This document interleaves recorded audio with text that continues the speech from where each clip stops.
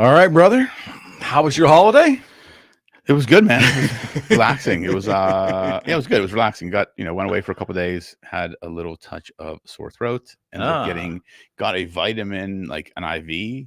Awesome. A vitamin IV. Yeah, like I've had one before, but this was a client of mine. She had sent something to the office, like, hey, this is great. They come to your house and basically give you like an IV full of vitamins. And like I got it on last Friday. I woke up Saturday morning for like $1 million. Okay. Like it was highly recommended. We're gonna talk about that after. Yeah, definitely. For sure.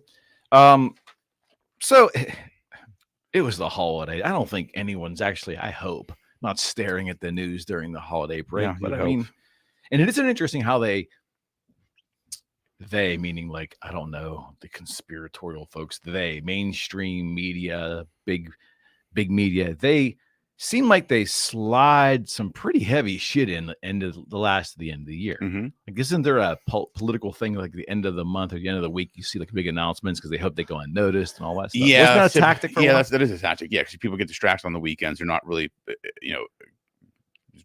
into the news media that much on the weekends. They're more relaxing and not paying attention. So I think they do make the big announcements later in the week. Okay. What kind of big announcements came out? I mean, this whole Jeffrey Epstein thing. Yeah, it's crazy. It's crazy. Yeah, it is. Yeah, it's crazy it took this long to get that list of names. Yeah. Well, we have to be sophisticated enough to realize just because someone's name is associated with this list does not incriminate them from anything. Right. Those are just names that were mentioned in depositions, in court documents. So it's not like these people weren't convicted or even arrested or alleged to have done anything wrong. So it was just people like if you're in a deposition and I'm asking you like, hey, did you ever travel to Florida? You said yes. Where did you go? Went to Mar-a-Lago. Did you who did you speak to? I spoke to Donald Trump. Like that name would be in that list. It's just deposition transcripts. They're trying to make a mountain out of a molehill on some of these, but there were other parts that said like the Prince. What was it, Prince Ant? I mean, dude, that's a whole different story. Yeah, I mean, that guy does not come out initially here looking too swift. No, I don't think so. And supposedly he did settle with the plaintiff against him. Yeah, I believe so. Financially, mm-hmm. And it's funny how like I didn't read it, but the actual official statement from the Prince was read on this on CNN, and it actually said something like he regrets his association with Jeffrey Epstein, and he also commends so and so for having the bravery to come out, never addressing that he has settled it and his involvement, but just talking around the perimeter. Pure, I hate to say it, is pure lawyer speak. I mean, it is. I mean, listen, I get it. I mean, there's a lot of lawyer speak done in the political sphere, and especially in that realm. I mean, because think about it, like I think these people all thought they were so powerful that nothing would ever come of it. That they would be able to protect their own, and then it's just like, no, it's not anymore. Any of those names surprise you at all? Because none of them surprised me. When I really sat back and thought about, like, Bruce Willis, Naomi Campbell, Cameron Diaz, George Lucas. This is not the whole list. Yeah. Kevin Spacey, Bill Clinton, Donald Trump, Bill Richardson, New Mexico Alan governor. Dershowitz. Yeah. No, none of them really did surprise me. But again, I think the media is making a big deal out of the list when we don't actually know who on that list actually was there on the island, was on the flights. Like I don't think we're there yet. Like we just have a list of people that were mentioned in the documents. But there's stuff coming. Oh yeah, I'm sure. Is it an intentional drip over a period of time, or is it a matter of it takes like proceedings to get these documents? I think it's probably a combination of both. There's probably some procedure to it, and then there's some, I don't want to say delay tactics, but delay tactics for dramatic effect. It just goes to further, I don't know, feed into that narrative that there's two societies, those with money and means and the elites, and then the rest of us. It feeds into that. I'm not saying that narrative is right. I'm saying there is a narrative out there. There is a narrative, and there is an actual. There is that actual divide in society. I believe there is a divide between the elites and the rest of us when you think about it. I mean, look at all the stuff that has happened. No question. I mean, so it's not just some fluff. It's actually the case, in my opinion. There is two really levels of society, and it's a shame that it's like that. You think the average person believes there's two sets of laws as well, too? Yeah, I think the average person does believe that. Because I mean, just look at some of the stuff that happened, like even the Hunter Biden stuff. Like any other person would have been, in jail by now. Mm-hmm. If it was the other side of the political spectrum, the person's kids would have been in jail. Mm-hmm. Like it's not the case. So yeah, I do think when stuff like that happens, it makes us question the legal system. Yes. And I do think it gives people the reason to believe there are two systems of justice. I don't have all the particulars, so I'm going to dance around the Mm-hmm. subject. And maybe you've seen it, or those out here who are watching or listening might be more in depth of what's going on. But apparently, just today, there was a news report that, and again, I'm talking in generalities, that Jack Smith's group Mm-hmm. of prosecutors in Mm-hmm. 2016 decided or recommended that the Clinton Foundation not be investigated. Huh. Regardless, Interesting. but there was at the time, I guess there was 4 or 5.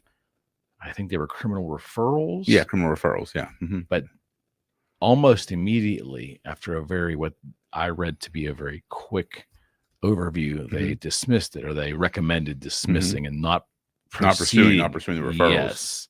So now that gets released, Mm-hmm. which further puts Jack Smith's bias into question. I mean, 100%. I It mean, never ends, man.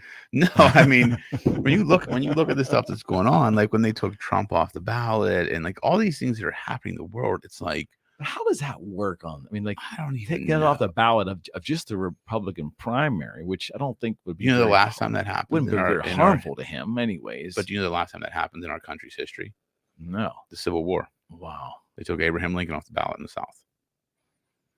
And I guess the only way that they can justify that is if he led a rebellion against the existing government. Well, they said because the way the Constitution reads is no person shall be president. I can't remember the exact words. Who has something about the word insurrection? It doesn't say charged of it or convicted of it. It just says insurrection. But so who's the judge and jury that decides that person was involved with that? Well, it's the Secretary of State or whomever in that it's a local person. It's a local jurisdiction because everything state was state based. I mean, it's crazy, man. The whole thing is just wild right now. It is wild. It's not, or as your employee would always say, it's bananas. It is bananas. No, I can't say. It's bananas. Yeah, it is. But again, it does speak to that narrative that feeds into a lot of citizens who believe that there's two systems of justice. Mm-hmm. Yeah. Mm-hmm. How about just two systems of operational life? Yeah, I mean, yeah, I think so. I mean, look, I think a lot of things are becoming apparent in society today. I think there are potentially two systems of justice, which isn't right. I think there are two ways of operating the world. I think it depends on which party's in favor or which cause is in favor. I think that has caused a lot of strife in society and mental discontent. I think it's caused a lot of damage. Mm-hmm. I don't know how we get back from it. Like, people are always looking to cast negativity, throw stones, and just complain and be the victim instead of just worrying about their own shit and moving forward. Like, we've created this system in the world where there's two ways of operating. So poor me. Well, how about just change it? Change your situation. If you're unhappy with where you are, just do something different. Boy, he always does this to me. So we have this very esoteric question that we always end our shows with. Sorry, I didn't. And he always somehow, without even knowing what it is, somehow tends to get there during our current events portion of the show. Intuition. Let's just go right at it then. Okay. To feed off what you just said, mm-hmm. one of the things that always amazed me when I started listening to Jim Rohn, mm-hmm. I really was diving into what appears to be on the face of it, very elemental things. Mm-hmm. He said that we seem to have a habit as humans to always looking for others to sort out our problems. We're looking for others to give us a pathway. Mm-hmm. And he always would make the argument that if we were brave enough to study ourselves and especially our past behavior, mm-hmm. the answers or the corrections will just naturally come to us. And not every instance, but he said a lot of our mistakes, we're afraid to face them. Right. look ourselves in the mirror and then Yeah. just go and do the right thing. Don't do that again. Right. But we don't want to have that heart-to-heart moment with ourselves, is how he used to put it, heart-to-heart. You Yeah. can call it the non-bullshit moment, the look in the mirror moment, whatever. We're afraid to do that on a regular basis. Thus, we keep seeking other people to give us new paths. Yeah. Do you buy into any of that? I mean, I think what he says is accurate. I think that's what people do. I don't think that's the right way to do it. I think Not at all. I think a lot of people in today's world, because I look at, like I coming into this year, I said, I want to just eliminate more of the negativity and just stay positive and not deal with bullshit this year. Right. And I think, not that we dealt with a lot of it last year, there was just stupid things that happen and, just stupid situations. I think a lot of the bullshit comes from people. They can't deal with their own wrongs or inadequacies or things they haven't improved upon. So they look at creating bullshit around them to divert attention from themselves. And to me, it's like, if you just spent a little bit of time addressing what was wrong or what you were unhappy with or what part of yourself you wanted to change and changed it, life gets a lot easier. And I would think that sounds like an easier path than trying to create the facade to wallow in your bullshit and to try to fool other people. Right. Like, just be real. Like, we all have ups and downs. No one's perfect. I make mistakes every day. I've made plenty of mistakes in my life. I don't make any mistakes, for the record. I mean, but a lot of people pretend like they walk on this high road of, this moral high road or this professional high road. Okay, so right there, why do you think that's so prevalent? Especially, I think today in 2024. Why is that so prevalent? I think because it hides their own things they're doing or their own faults. I think people think that is a way to cover up. I think people think that if I act in this way, like that have this, like the things I do in the background, no one will pay attention to. It's almost like they're masking something else that's going on.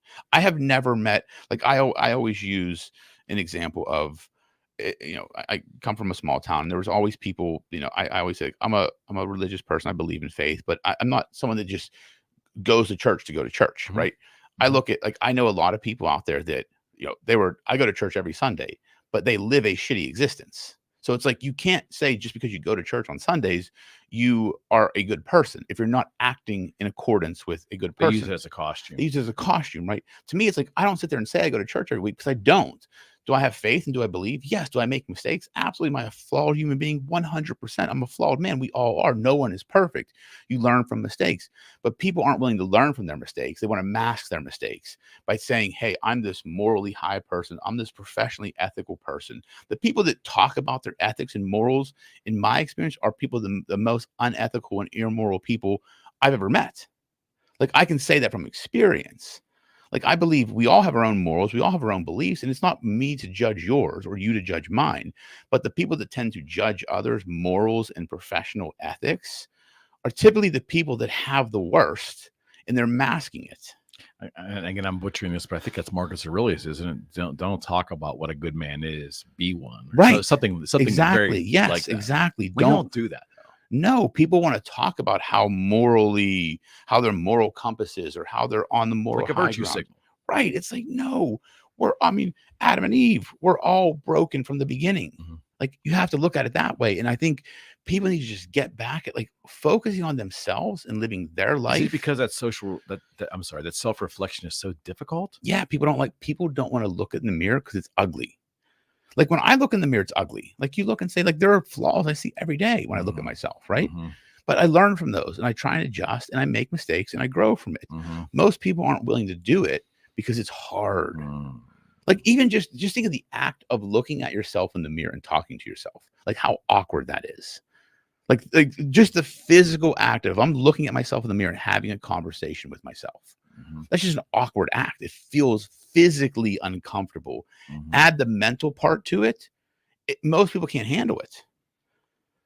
I find journaling so helpful. I love journaling. Only because if you do it religiously, it's there. You've already revealed your activities and your thoughts. All you're doing is going back and revisiting them. And it's very easy to get back into them for self-examination purposes. Yeah. As opposed to looking in your mirror and trying to remember.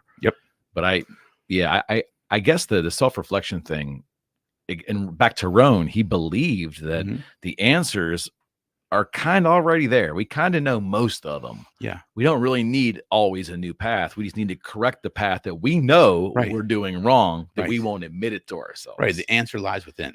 That's what I always say. Like you have to look inward to find the answer. Most people aren't willing to do that because of the work it takes. Like you have to unmask things, right? You have to pull back the onion or peel back the onion. Most people aren't willing to do it. They live a very surface level existence. So are we living what Pink Floyd would have said? And I can't remember which song it was. Are we living lives in bulk? Are we living lives of quiet desperation? Or are we? Is there that much self-loathing in society? I mean, I think that's a hard question to answer, to be honest with you, because I think everybody's viewpoint of the world is different, right? Like how I view the world and how you view the world are totally different realities, from different realities, right? So I look at what makes me happy, and I found what makes me happy, and I focus on that. So I think a lot of people have self-loathing or live quiet desperation? Yes, because they haven't asked the questions of what truly makes them happy. Like that's really what I think it is. When I look at people that I deal with in business and just in life in general that are constantly casting negativity or throwing stones at other people's or blaming other people for things they don't have or things that have happened or just trying to tear others down, right? They haven't found their own happiness yet. So they want to pull people down to their level. Misery loves company. Like if for you to attack another person or like cast insults at someone or do something that could negatively affect somebody, right? What's the point of that? Yeah, right. They think that they're personally going to receive some kind of a joy from that. They're either see some enjoyment or they're going to elevate themselves above that person and they're going to feel special or they're going to feel validated. Like I matter more than this person. It's like, who gives a shit? Like matter to yourself, matter to the people that care about you. Like, I've gotten to the point in my life at 46 years old where I really don't care what people think about me other than the people that I care what they think. Like my family, my close friends, my employees, the people I work for and work with. Oh, you don't look for validation. No. Yeah. If you don't like me, that's okay. External validation. No, I know who I am. Yeah. I know what I'm about. And if you don't like that, that's okay. I'm not everybody's cup of tea. I've accepted that. Most people aren't willing to accept that. They think they have to be everybody's cup of tea. So they have to put on this facade. Like, look at me. I'm this amazing person. Like I have this amazing life and I have these amazing kids and this amazing house and this amazing car and career. And it's like, no, but you're really a shit show in the background. Yeah. And Rocco always laughs when I say this, but I just to share this little tidbit because I can so relate to this. I had a conversation very frankly with my father back during the guitar years for me. Things were going pretty well. But I commented to my dad, I said, I've lost someone, touch with my friends, and this business has taken its toll on my social life. Yeah. My circle seemed to really change, get smaller. My father looked at me and he said, son, you're kind of an acquired taste. I mean, you're a little different. Yeah. He says, but he said, his point was, you're not for everybody. Right. But when you really find the people that you are for, you're going to have an amazing relationship with them. Exactly. And that's exactly what I found later in life as my career progressed and the show developed and all. It's funny how the circle changes because you don't value all that superficial, judgmental, phony bullshit anymore. Exactly. It's exactly right. That's exactly you know what matters. And I'm even at that point. And I was just having this discussion on the way here with someone. I said, I'm at the point right now where I don't care because I'm at a good spot in life and with the firm. I don't need every client to like me. Not every client is for me, or I'm not for every client. I don't need that. Why is that concept so hard for most of us? Most individuals have a hard time. It's almost like if we don't please everyone, we're failing in some way. Well, people have a scarcity mindset too, right?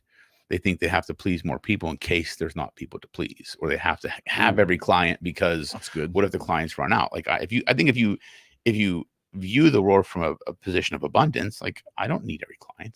There's plenty out there. It's not physically possible anyways. Right. But I think a lot of people live in this. So they think they have to be the thing to everybody. So they haven't figured out who they are to themselves. Got it. That's really what it is. A lot of businesses conceptually fail for that reason. 100%. Right? Trying to be 100%. Everything. I struggle with that a little bit. Do I design this or that, or do I design them both so I can cover them all? Right. Yeah, doesn't always work. That's 100%, because a lot of businesses actually do that, right? They have the situation where they try and, like, you saw what happened with just all the initiatives over the past 5 years, like that. Some of them destroyed businesses. They took a hard position and they lost money.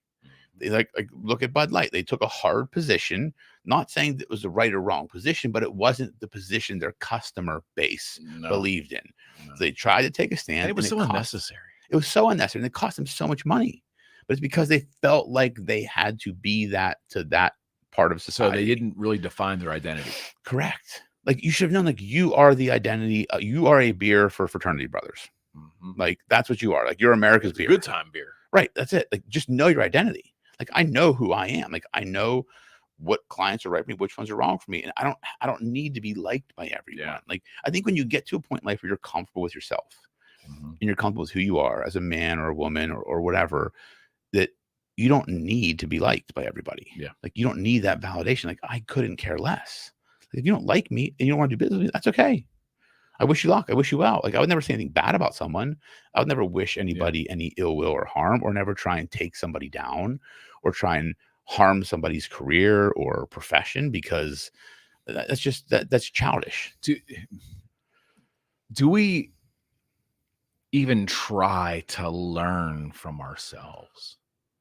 And that's Ron's point. I think overall is like, you can learn from your own decisions, good or bad. Yeah. His thing is that we often don't even take the time to try to learn from our own actions and our own experiences. We actually are constantly seeking external pathways and information, when oftentimes there is some insight to be gained from our own behavior.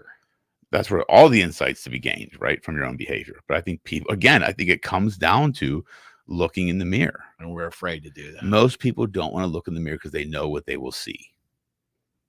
People haven't dealt with that. Like, but that's true. Like, that's why you got to go through that shadow work. Like, I talk about that all the time. And I think people think I'm joking, or it's in your book, like, right? It's the one I'm putting together. Yes, it is. But it's true. Like, you have to go through that hard conversation with yourself to understand who you are as a person, like the faults you have as a man, the propensity you have for evil. Like, you have to know that about yourself. Like, you have to. That's the ugly side. Jordan Peterson talks a bit about that. Jordan talks about it a lot. Yeah, but it's Carl Jung, right? The shadow self. Sure, like, that's. Sure. And when I learned about it and kind of went into that journey, like, it changed everything for me. It really it gives you a level of clarity in life that I cannot explain to people until they get to a point they start to feel it. Is it understanding that you have the capacity for a lot of different emotions and feelings? It's understanding, like which I think Jordan Peterson says it perfectly. He's, you have to be a monster and know you're a monster, but know how to contain it. I'd rather be and I think the other quote is, you'd rather be a warrior in a garden than a gardener in a war. Exactly. And that's really what it is. Like, I know what I'm capable of. Like, I know what I can do to someone or something. I just have learned to control it. And I've learned to control those emotions. I know how to turn them on and off very quickly. And that's what doing that shadow work does. You really get in touch with that dark side of the soul, because everybody has it. Whether every religion talks about it, like, there is good and evil. Like, we have that dark side.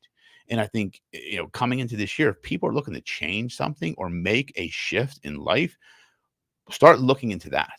Start reading about it. Start learning about your shadow self. That was truly the turning point in my life. I truly believe that. Like, I was lost for a little bit in life, right? You have these ups and downs. You can't figure out everything. And then once you kind of go down that path and really start uncovering those things and piecing yourself back together, everything changed. Like, I got very clear on where I'm going, who's coming with me and who's not. Very clear. Yeah. And I think too that a lot of us out there, I don't want to be inclusionary. Yeah. I'll include myself in that. It's a period of times we often, I think, value our circle too much when we haven't done due diligence on that circle. Oh, 100%. I mean, absolutely right. Right. Yeah. I mean, I think youth plays into that at times as well too. When you're young. Yeah. I think youth plays into it, or just not having the ability to do the second level thinking. Like truly, I mean, 100%. You're making a great point. Because I mean, truly, there are so many people out there that just believe what others say at face value without like actually It's insane. like looking at the overall picture of everything. Like, okay, let me look at the sources of information. Does this make sense? Does this make sense? Like, I know this, like I've done that with clients. It's like a client may tell me something. I'm like, this doesn't make sense. There's information missing. Like, I have pretty good intuition about things, but there's a piece missing. And I've dealt with that with just hearing other people like tell me about situations. I'm like, sometimes you have to be the one to say, consider the source. Like, Yeah, do because you that's actually understand? very, very, I don't know, very real Right. most of the time. Right. I mean, yes. I mean, I'm thinking of plenty of examples in my head right now. It's like when people say stuff and like I'm like, did you consider the source?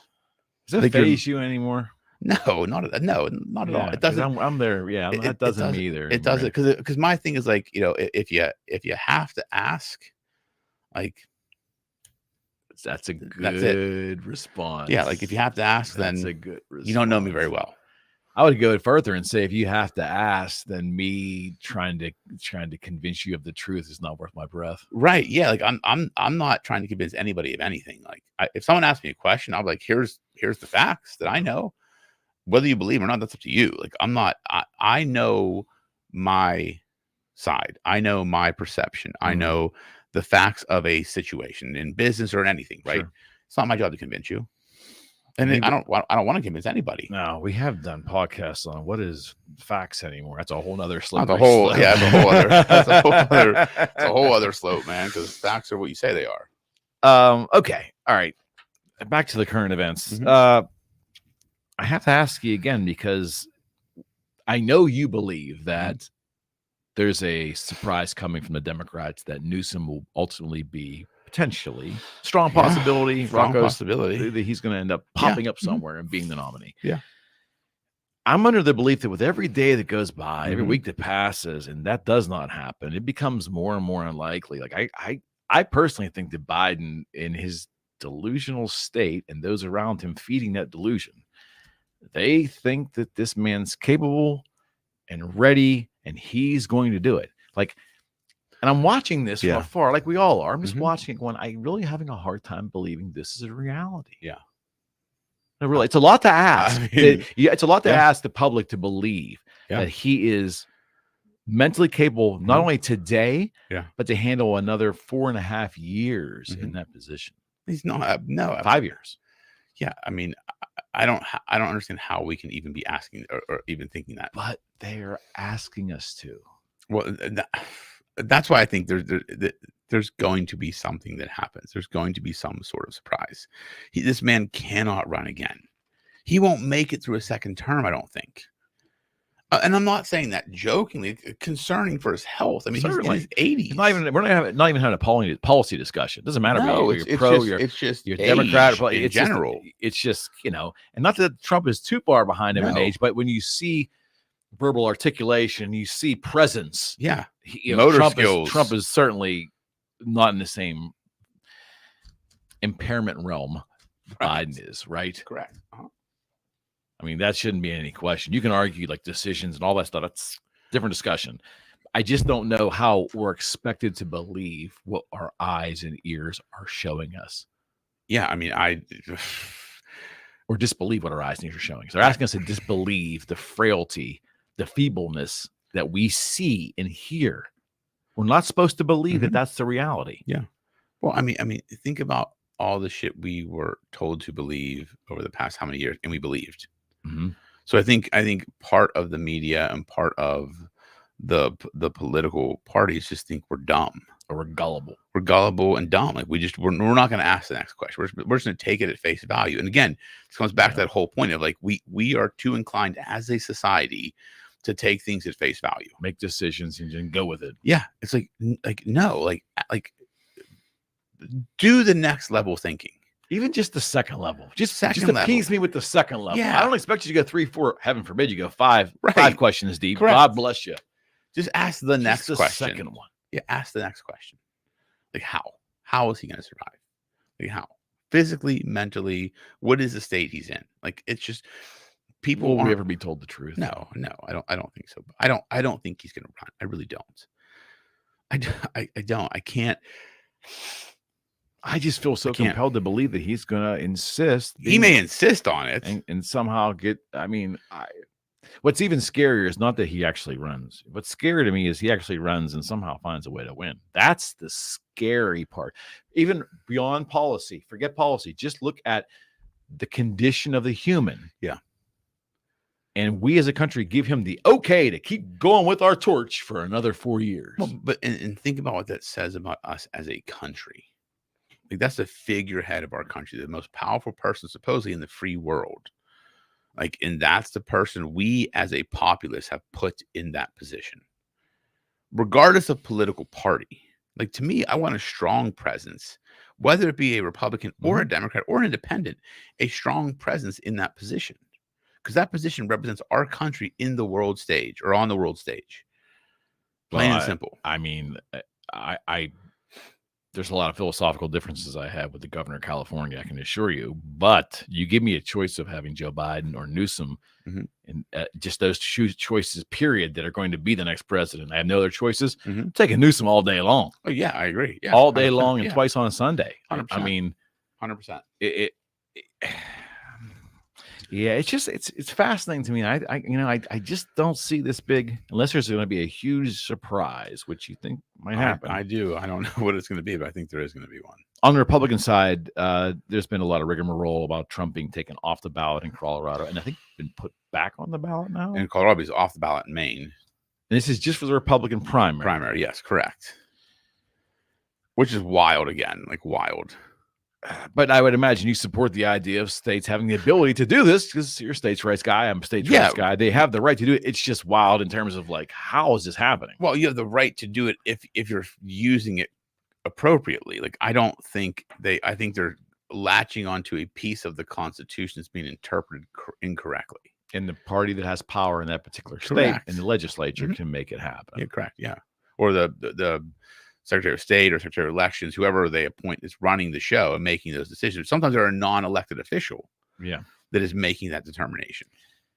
What worries me is that it's going to cause other states to just do what they want. And the red states say, we're going to take Biden off the boat. And then we're going to turn into now we have a constitutional crisis. Now we're going to have a civil war. Yeah, I could see where that could escalate ugly. Yeah, very quick.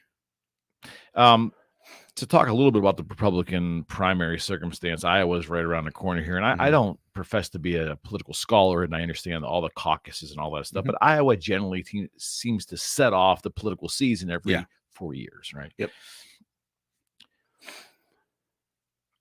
Do you still believe that this is Haley and DeSantis simply playing and putting in a bid for second fiddle or a high-ranking position within the Trump administration?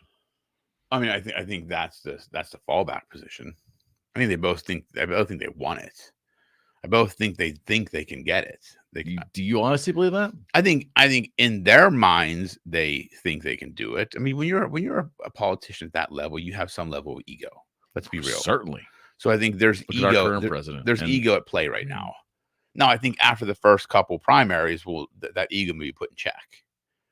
But I think the fallback is, to either get the second fiddle or a high-ranking position. Absolutely. Yeah, so you can make the argument that it's like this one big facade of a sideshow.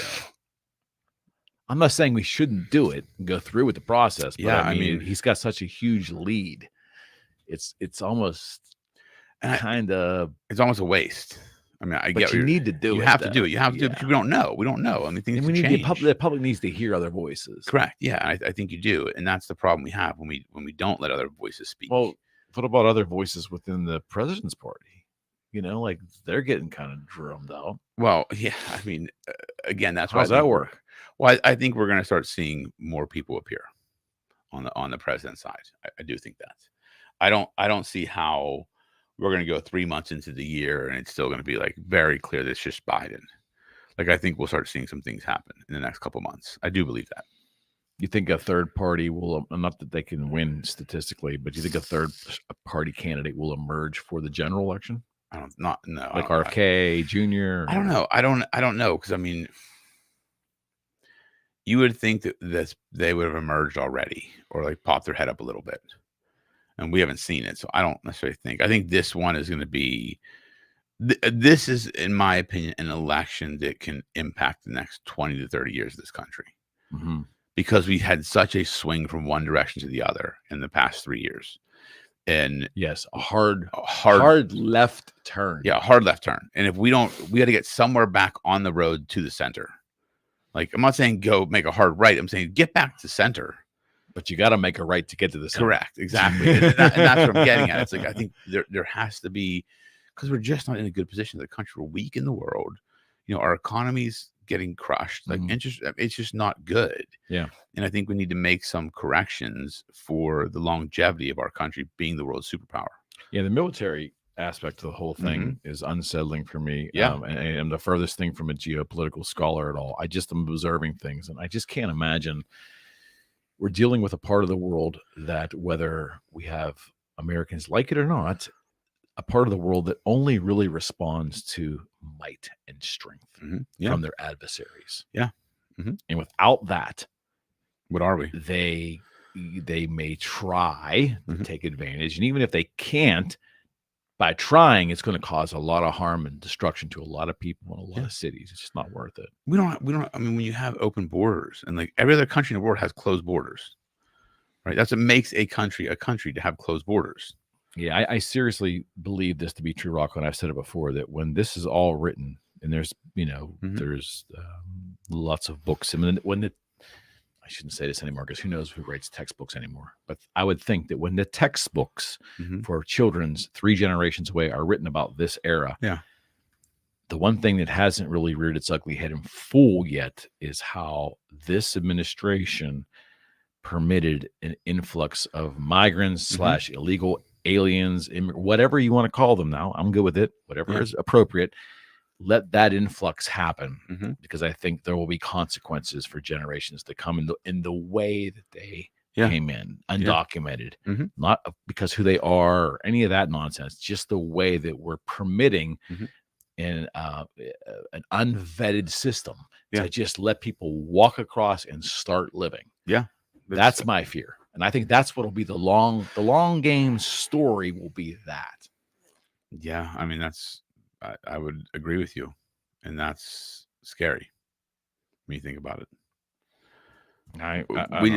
We need to right the ship. And this is the year to do it. I think, I'm hoping. I mean, I have a good outlook for 2024. I think it's going to be a good year. I'm hoping. I think the year's going to be fantastic. I think our politicians will continue to make asses. It's going to be a wild political year, 100%. Like, it'll be almost entertaining.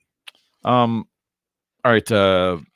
We did touch on it a long time ago, but I want to revisit it. Do you think that someone like Joe Rogan would be the best format for a presidential general election debate? That'd be wild.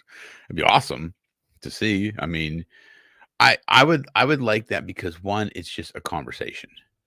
If you can control them, start that way. And I think you have a good way of controlling them, because the problem I see with the debates is you have the audience, you have their supporters there, you have the moderators, and typically the moderators, one political party or the other, like they sway one or the other. There shouldn't be an audience. The audience fucks it up. It does. It does. And I think, so you never really get to have, it's just a tit for tat. Like, I think a Joe Rogan podcast, or a podcast, is like a conversation. I think you're getting 2 grown adults in the room that want to be appointed the leader of the free world and in charge of our country. Let's have a discussion with each of these people to understand who they are as people and what their thoughts are, and let them discuss with one another. Instead of debating and fighting and attacking, have a discussion. Yeah, forget the idea of a debate. Right. Just bring them in have a there. Conversation. Even if they actually don't address each other back and forth. Maybe it's just, Rogan poses this question. Okay, Mr. Trump, answer this. And then Biden answers it. And then the next question goes to Biden first, but they don't really interface with each other. Yeah.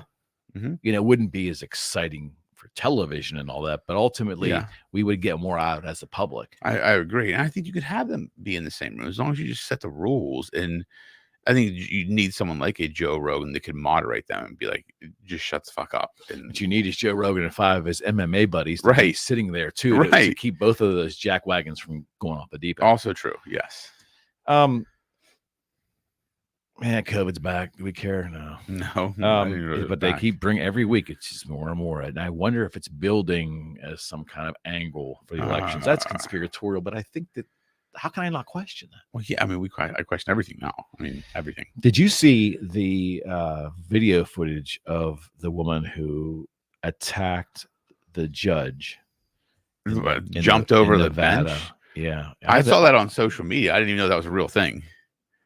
It's inmate Deborah Redden attacks Nevada Judge Mary Kay Holthus by jumping over the bench and literally attacking this Why? woman. And I know it was sensational because the video was everywhere, but Yeah. I mean, you sit and contemplate on how incredibly horrific that is. Yeah, how that even happened or why? And again, another example of how our media just fails us because they don't really give us a lot of depth in the background of it. You know, it's not a well-reported story. The video is the centerpiece of it. And I guess that's my whole point of bringing it up. It's like we should have an in-depth investigation of this. This should be a huge news story. A federal judge was attacked. You would think so, but it's just on social media as a kind of like a meme. Basically, it's going around for that purpose, which is crazy. Hold on one second. Yeah. We got to make sure we don't have a power outage. Yeah, I got a low battery warning, and it helps if you press the power button on your power stick over there. Man, here's a little number for you. The federal debt has now reached 34 trillion, and I know we think that's all play money, but with a T, $trillion, and we just don't seem to care. Even not just the public, the politicians just don't seem to care. They just keep kicking it down the road, kicking the can down the road. And that's a scary thing. Like, what's going to happen? What if we default on our debt? Like, Are we so powerful that if that happens, that we just call the world's bluff and say, oh, yeah, I'm sorry it happened that way, but that's the reality. We're starting I don't know. Like, we'll do our own self-funded bankruptcy. Yeah, I don't know. Because, I mean, we don't look strong now. Like, we don't look strong now. I think if that happened now, they'd be like, no, we're going to come get the money or take all your shit. Like, we're going to come to America and take America. Does America have 34 trillion in assets? I don't know. I mean, we have the land itself is printed. I mean, the land itself is the assets. I don't know. Like, that's a good question. I never really thought through that. You know, the only thing that scares me is taxes will keep going up. Like, really, when you think about it, then we'll be in the banana republic, right? Well, our inflation will skyrocket, and then our taxes will be 78%, and we'll literally have a banana republic. That's when I think the public will revolt. I always said that I never had a good feeling, or I never had my finger on the pulse of what it would take for the public to really revolt. Yeah. Some people think it's this, or some people think it's that. I think if you put us into a position of hyperinflation, which we're nowhere near, but if we were going to go into serious hyperinflation, where the spending, you make $70,000 a year, and you're accustomed to having this amount generally at $70,000 a year, and all of a sudden you can buy like 1/10 of that. The fear of that hyperinflation, and no, it's not a sexy thing, but if you think about it, instant hyperinflation would significantly scare the shit out of the public. Oh yeah, I completely agree with that. I mean, we've had inflation. I don't know. We've had hyperinflation, right? I don't think we've had anything close to that. No, but I mean, that would be. I mean, when your dollar could happen. There's a lot of things going to happen, and that's the problem with all this, right? So much of it is arbitrary. Like, when you think about it, like, we have $30-some trillion in debt. Like, most people can't conceptualize what that even means, right? $1 billion is a lot. That's like 3,000 billion. Like, that's a lot of money, right? I mean, think about that. Like, where's that going to come from? We have 300 million people. But again, I don't think the average person in public even gives a second thought. Not that they don't care, they just don't give a passing thought. I mean, you're just used to always seeing huge numbers on television, right? But if you think about that, I think I'm doing the math correctly. If there's 300 million people, that means each person is responsible for $100,000 of debt. I think it's more than that, actually. Yeah, you're absolutely right. Yeah, I mean, that's like, I owe another 100,000. But again, it's just words until it really hurts the pocketbook. Well, when taxes go up to pay for that, when all of a sudden you're taking half. But we don't think about what you just said. We don't have politicians with enough spine to do that. I can see hyperinflation though, because we don't raise taxes. Then that happening. Yeah, no, I think you're I right. mean, that's what I don't know. I'm not an economist at all. I just think that could be insane. Hey, did you notice that the Golden Globes? It's Golden Globe season. Does anybody care? Nope. Don't even Shit. care. Gas prices continue to fall. Right before the election. Yeah, rates will start coming down, or they're I'm already hoping starting to come interest down. rates starting to. I mean, my God, when can the interest rates? I think they're starting to come down. Didn't the Fed like make some announcements that they anticipate having scheduled reductions this year? They did. Like what? Again, it's Should so they arbitrary. be allowed to do that? To have that to put that statement out into the ether? That's what they do, man. That's what they do. I mean, again, I think it's also arbitrary because like raising interest rates is supposed to stop inflation, and it didn't. Right? Sounds like okay. We think it worked, and we're going to lower interest rates. I'm like, well, what worked? Like, define worked. Like, what does that mean? Like what happened that what happened in this time frame of 6 months that made you change your mind from we need to keep interest rates? No, now we're going to drop them. Like, what is the significant indicators that have occurred in that 6 month period to signify to the Fed it's time to lower rates? No one's articulated that, in my opinion. Ask any of us in the housing industry. Right. Do we understand the rhyme or reason of it? None of us do. Right. We're kind of, we're basically at the will of the decisions made by the Fed. Mm-hmm. In reality, yeah. I mean, certainly I'm a free market guy, and I believe we respond to the markets, but you can't argue the impact the Fed has in the market. Yeah. Yep. You're seeing it right now. Mm-hmm. Yeah, absolutely right. Without question. 100%. More of a esoteric question. Okay. Social media in general, and that's a big concept, right? It's all these different apps, and it's the whole social media economy, and you can even include virtual reality in there too. As it sits in today, the definition of social media is the golden age of social media. Is it here now? Have we already had it? Has it passed us? Or do you think the golden age is still ahead? We'll define golden age. The very best it's going to be for society. I think we've passed that. I think we've passed the golden age. I think when social media first came about, it had a way of connecting people to connections they've lost. Now I think it's used. I mean, if used appropriately, it is a tool, right? I use it, marketing tool, business tool. I think people use it as a weapon now. Mm-hmm. Like a lot of times to attack, to distort reality, to escape from reality. I think there's more of a nefarious purpose to social media. Yet I don't believe in getting rid of it because I believe in the First Amendment and capitalism, and it is and people need to make their own decisions, to be responsible and accountable for the decisions they make. Yeah, it's a technology, and we should be responsible in the way that we use it. Correct. Exactly. Same thing with AI. AI scares the hell out of me because I don't trust humans. Yeah. I just don't. But I can't be against it. It's if you know how to use AI, it's a tool to make you more efficient. 1,000,000%. And it's also the continual progress of human ingenuity through technology. Yeah, you can't stop that. No, not at all. It's just that I do not have a lot of confidence that we will use it correctly. Maybe I'm the optimist. I do. I think yes. Well, people try and use it for nefarious position. Yeah, sure. But I think overall, I think it'll improve society and business in the professional world tremendously. I've already seen it happen just in the way we use it in the firm. Like, and it's going to start getting baked in the browsers and baked into social media platforms. Twitter's going to have its own. Yeah, and it's baked into a lot of things already. Is it going to really? I don't like using the word unsophisticated. I'm not labeling anybody, but for those who have rather unsophisticated thinking processes, because we just don't have the energy or the desire to do second level thinking, for those folks, is it going to be super dangerous because they actually believe already so much of what they see and hear is quote unquote is an absolute truth reality? Ooh. Do you know what I mean? It's a heavy question.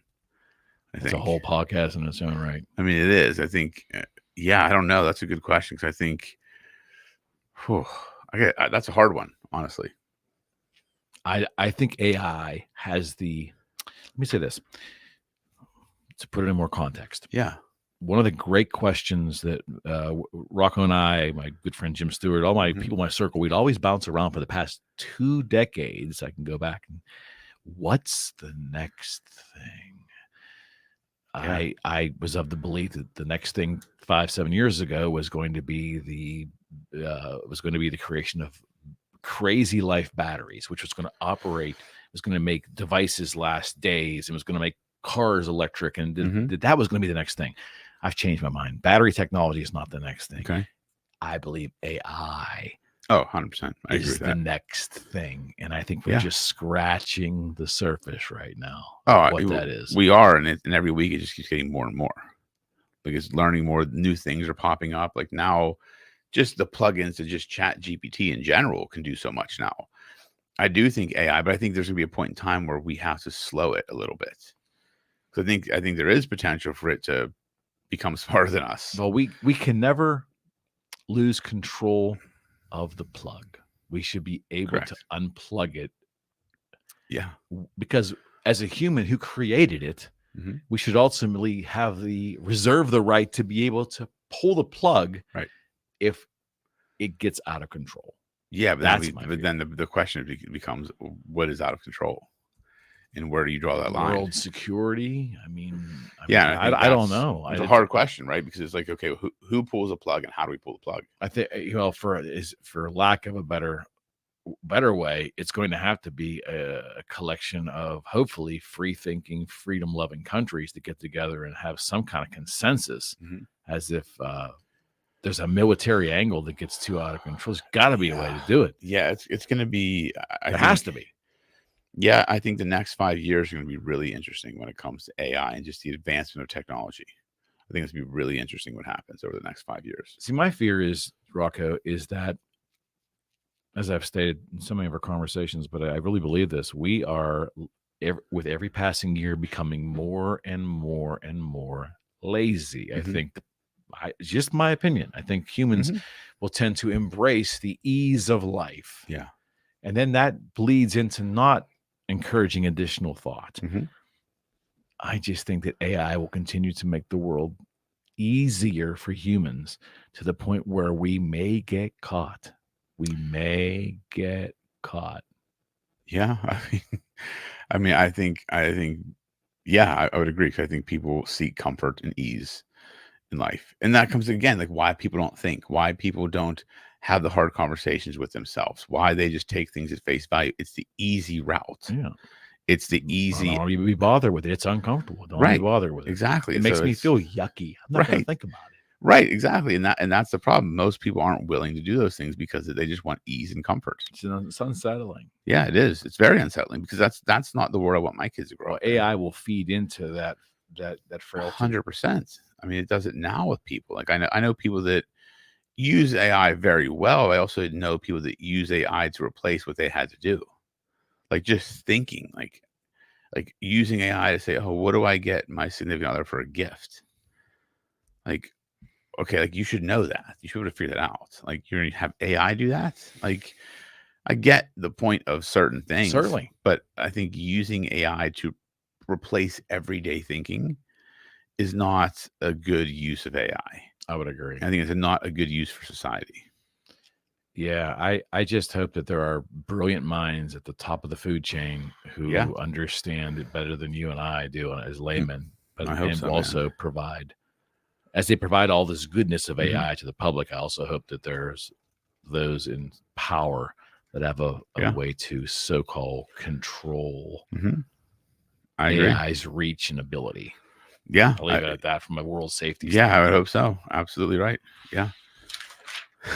Week 26 in the can. Yeah, man. First week of the year, though. So week 1 of the year. Week 1 of the year. Yeah. It's going to be a blast. It'll be it's going to be a crazy year, pal. Oh, God, yeah. It's already started off crazy. It's only day 4. I've already had a crazy year, and it's only the 4th day, man. All right, friends. We will see you next Tuesday evening. As always, thank you very much. We are out.